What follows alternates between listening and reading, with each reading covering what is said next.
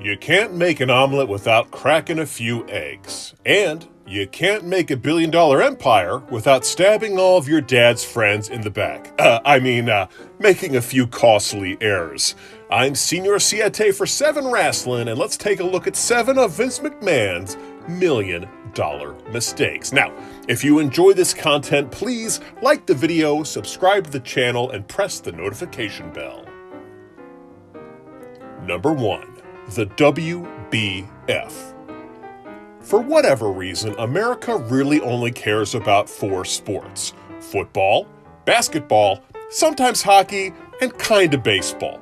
And since forever, it seems like whenever a new sporting venture tries to cut out a piece of the live sporting revenue pie, they always come up short, be it soccer, arena football, or newer ventures like esports or pickleball. But fortunately, Vince McMahon knew a thing or two about getting people to watch jacked up guys in little tights.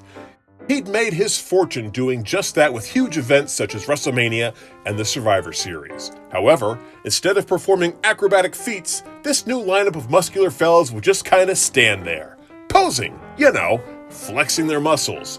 Yup, the World Bodybuilding Federation, which launched in 1990, was Vince McMahon's attempt at capitalizing on the bodybuilding fad that had kinda petered out in the mid-80s. But McMahon was sure he could do the same thing he did for Hulk Hogan, Roddy Piper, and Randy Savage and apply it to Danny Padilla, or Tony Pearson, or Gary Stridham. Look at those guys, just standing there.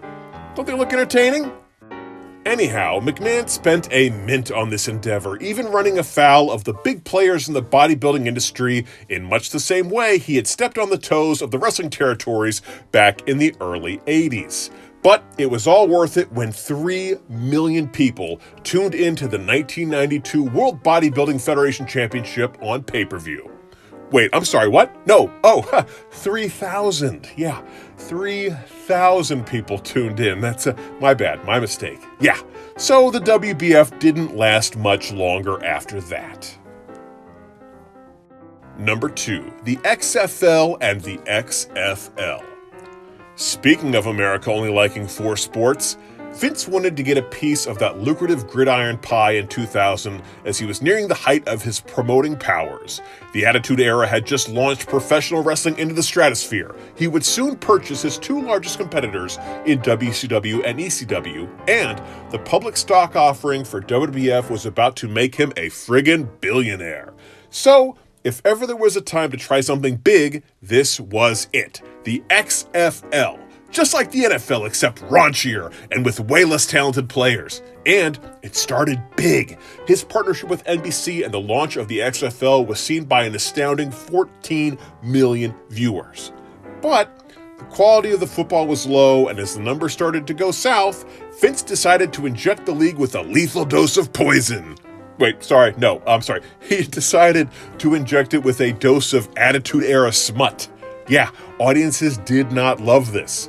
At the end of the first season, WWE and their partners NBC had each lost $35 million of their initial $100 million investments. This caused NBC to throw in the towel, with WWE giving up shortly thereafter.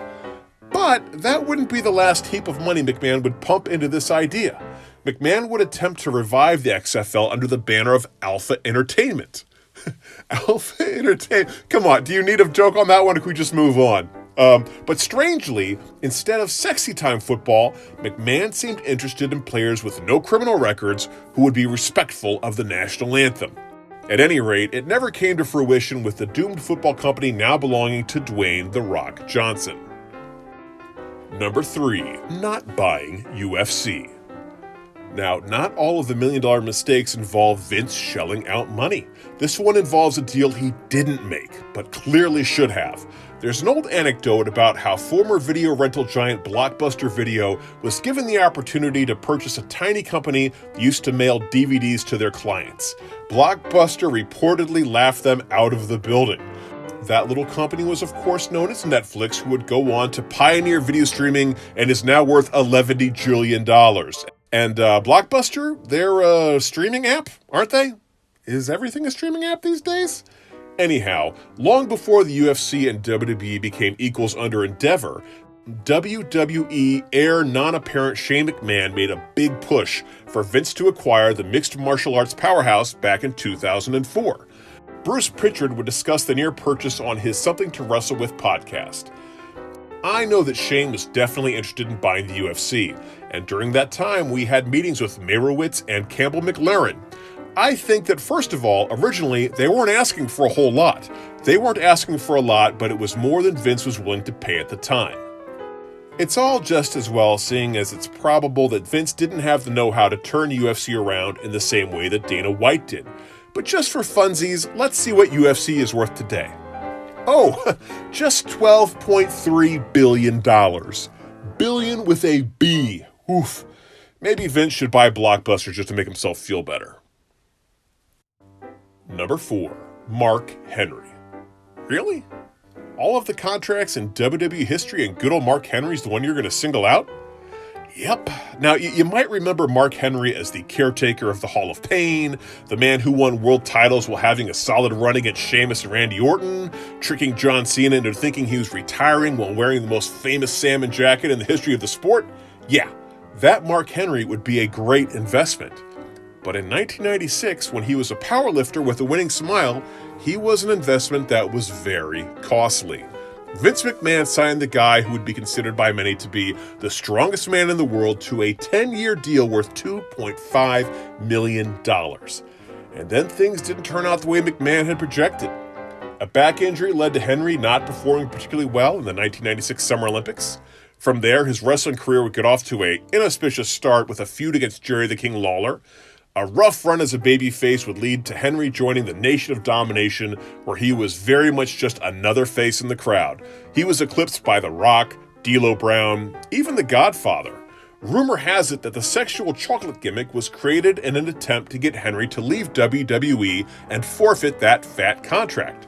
But no matter what they threw at Henry, be it a relationship with the elderly Mae Young or, Sammy, Henry hung in there and kept cashing checks. He was even sent to OVW, the WWE's then developmental territory, in the hopes of turning him into a money-making act. But in all of that time, through the duration of that monster contract, Henry was always just kinda there. Not a main event, not a merchandise mover, just there. Fortunately though, after he signed to a more reasonable contract, he proved he had a lot more left in the tank. And Vince would never spend millions of dollars on sexual exploits ever again. Number 5. WWF New York. There was no hotter trend in the 90s than theme restaurants. Every cool kid in school had a Hard Rock Cafe t-shirt. There was a fictional Alabama-based shrimp company. Even big celebrities like Rocky Rambo and John McClane peddled movie memorabilia in a Planet Hollywood. So, never one afraid to hop into a trend a few years too late, Vince McMahon tried his hand at the expensive entree business with WWF New York. Located on the ground floor of the Paramount Theater building, WWF New York gave tourists the opportunity to buy wrestling merchandise or stop inside for a bite to eat. The venue hosted pay-per-view parties, Sunday night heat segments, book signings, and more. But the truth is, the real estate in Times Square isn't there to make money. It's way too expensive for that. It's there to raise awareness. And while WWF New York may have been a cool place for wrestling fans to check out, the location was absolutely hemorrhaging money. The whole operation barely lasted 4 years. Number 6. Linda's Senate Runs. In the movie Brewster's Millions, Montgomery Brewster has to spend $30 million in 30 days without accruing any assets. How does he succeed in this task? He tries throwing lavish parties, buying glamorous gifts, and hosting expensive dinners. But he realizes the way to really throw away your money is by running for public office. In the United States, you don't get anything for finishing second in an election. All that money spent on advertising, consultants, little buttons is all for naught. It's an ad campaign for a product that never ends up existing. So, when Linda McMahon ran for Senate in 2010, and the money came directly out of the McMahon Scrooge McDuck-esque money vault, the final bill came to $50 million. That's $50 million with nothing to show for it. Okay, maybe that's incorrect. They did receive some valuable lessons that would help her in her subsequent Senate run in 2012, where they only spent $47 million. And lost again. So, if you're scoring at home, that's a whopping $97 million McMahon spent on these campaigns. And what did they have to show for it? None of the above. Number 7, get the F out. I'm about to blow a lot of Generation X's minds right now, but the World Wrestling Federation hasn't existed in over 20 years. Let that little nugget sink in. There are people who can drink who have never heard of the WWF. Well, they have, but they've heard of the World Wildlife Fund. You know, the Swiss-based organization that focuses on wilderness preservation. That group and what we now know as WWE had shared a name for quite some time, harmoniously, with the wrestling organization signing an agreement that they would take certain steps so as to not create confusion in the marketplace. However, with the Attitude Era came a stigma that went along with professional wrestling that the World Wildlife Fund was not super excited about being associated with. Also, the new WWF scratch logo looked more like a WWF than the previous block logo that looked more like a simple WF. Add to that the advent of the internet and the URL WWF.com, and it was all-out war between McMahon and the Pandas. A war that the Pandas handily won due to the WWE having signed an agreement. The full rebrand, new logo, lawyers, and more cost the McMahons a hefty sum that could have been avoided had they never entered into this agreement in the first place. Well, that's our list. Did we leave out any more of Vince McMahon's $1 million mistakes? If so, leave them in the comments section below. Also, like this video, hit the subscribe button, and super kick that notification bell. Until next time, I'm Senor Siete for 7 Wrestling. Bye-bye.